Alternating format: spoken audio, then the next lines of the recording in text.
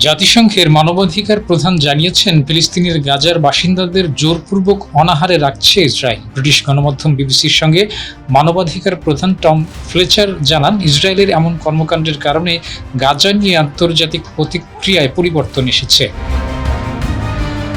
মানবাধিকার প্রধান বলেন, গাজার জোরপূর্বক অনাহারে রাখার অভিযোগ এখন যুদ্ধাপরাধের পর্যায়ে পৌঁছেছে। বর্তমানে যে পরিস্থিতি গাজায় তৈরি হয়েছে তার বিচার আদালতে হতে পারে। যদিও জনাব ফ্লেচার এদিন দুঃখ প্রকাশ করেন এর আগের একটি মন্তব্যের কারণ, যেখানে তিনি বলেছিলেন 14,000 শিশুর মৃত্যু হবে 48 ঘন্টার মধ্যে যদি গাজাতে ত্রাণ পৌঁছাতে না দেওয়া হয়। এই অভিযোগটি পরবর্তীতে জাতিসংঘ থেকেও প্রত্যাহার করা হয়েছিল এবং বলা হয় কোনো তথ্য দেওয়ার ক্ষেত্রে আরো সঠিক শব্দ ব্যবহার করা উচিত।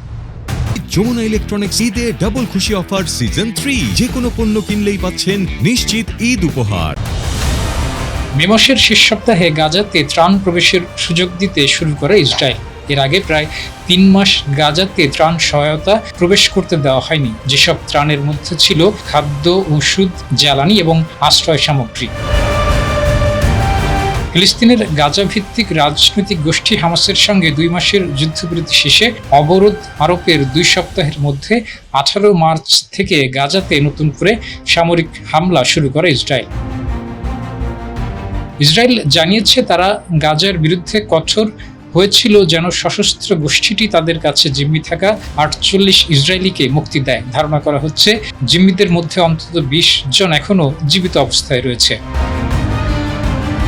অবরোধ শিথিল করার পর থেকে গাজার মানবাধিকার ফাউন্ডেশনের মাধ্যমে পরিচালিত ত্রাণ বিতরণ কার্যক্রমে বিশৃঙ্খলা দেখা গেছে। মানবাধিকার সংগঠনটি যুক্তরাষ্ট্র এবং ইসরায়েলের সমর্থিত। জাতিসংঘ গাজার ওই মানবাধিকার সংস্থার সঙ্গে কাজ করতে অস্বীকৃতি জানিয়েছে এবং বলেছে, সম্প্রতি একটি ত্রাণ বিতরণ কেন্দ্রে বিশৃঙ্খলার কারণে 47 জন আহত হয়। ফ্লেচার বলেছেন, ত্রাণগুলোকে একটি সীমান্তে জড়ো করে রাখা হয়েছে এবং ভেতরে ঢুকতে দেওয়া হচ্ছে না, অথচ আরেকটি সীমান্তে মানুষ জড়ো হয়ে আছে যেখানে ফিলিস্তিনিরা অনাহারে রয়েছে। ফ্লেচার নেতানিয়াহুর প্রতি আহ্বান জানান যেন জোরপূর্বক বসতি থেকে উচ্ছেদের পরিকল্পনা বাস্তবায়ন না করা হয় তা নিশ্চিত করতে।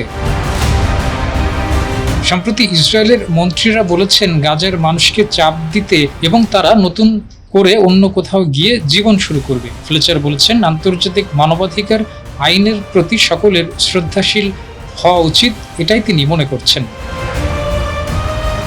অভিযান পরিচালনা করছে ইসরায়েল। মে মাসের শুরুতে গাজায় অভিযান বন্ধ করতে আহ্বান জানান যুক্তরাজ্য, ফ্রান্স এবং কানাডার নেতারা, যে আহ্বানকে হামাসের পক্ষ নেওয়া হিসেবে অভিহিত করেছেন নেতানিয়াহু। 14 মে ফ্লেচার জাতিসংঘের নিরাপত্তা পরিষদে গাজায় গণহত্যা ঠেকাতে ব্যবস্থা নেওয়ার আহ্বান জানান। ফ্লেচার অন্যান্য কয়েকটি দেশের ক্ষেত্রে জাতিসংঘ সঠিক সময়ে সতর্কতা দেয়নি বলে যে সমালোচনা ছিল সে বিষয়টিকে তুলে আনেন।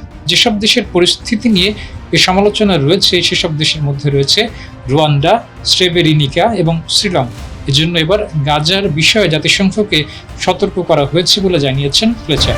14,000 শিশু মৃত্যুর আশঙ্কার কথা জানিয়ে সম্প্রতি ফ্লেচার হামাসের নিষ্ঠুরতা নিয়ে নীরব ভূমিকা পালন করছেন।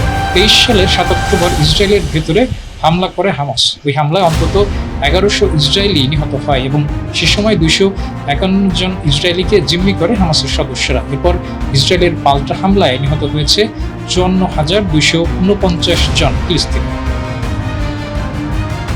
ডেস্ক রিপোর্ট, জয় জয়।